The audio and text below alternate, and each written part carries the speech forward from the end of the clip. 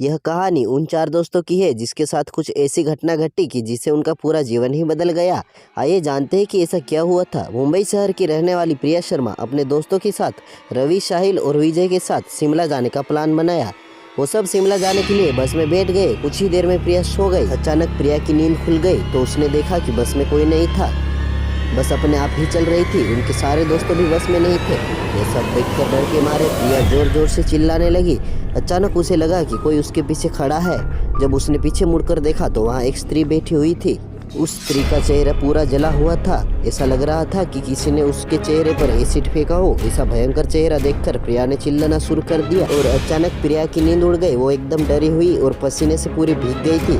पास में बैठे हुए विजय ने पानी की बोतल दी और बोला, शायद तुम्हें कोई सपना देखा होगा। थोड़ी ही देर में सब शिमला पहुंच गए और एक होटल पर रात बिताने के लिए गए। दूसरे दिन वो सब साथ मिलकर होटल के पास वाले पहाड़ पे घूमने जाने का नक्की किया। करीबन आधे घंटे में वो सब पहाड़ की सबसे ऊंची शिखर पर पहुंच गए।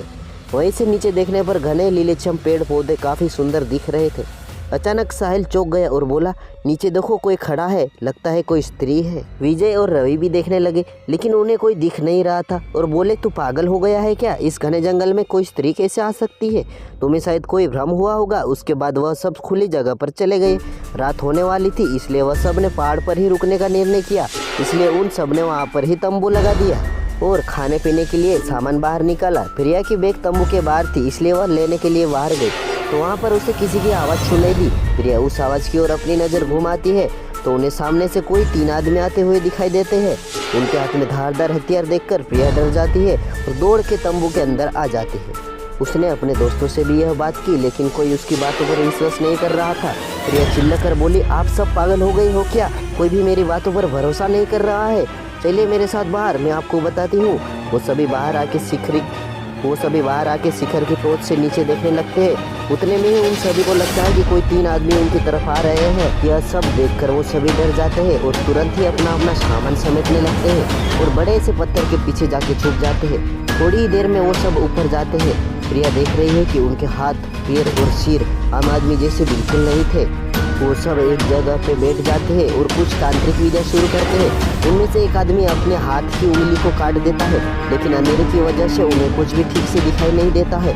अचानक उन चारों ने देखा कि एक औरत उन आदमियों के बीच में आके लेट जाती है। कोई नहीं जानता कि आखिर वो औरत वहाँ पर पहुँची कैसे।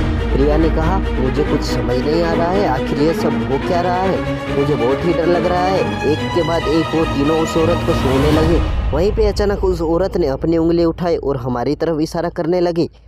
हम सब डर गई। वो तीनों उस औरत को छोड़कर हमारी ओर बढ़ने लगे। हम सब पहाड़ी से नीचे होटल की ओर दौड़ने लगे। हमारी आवाज़ सुनकर वो तीनों हमारी ओर दौड़ने लगे।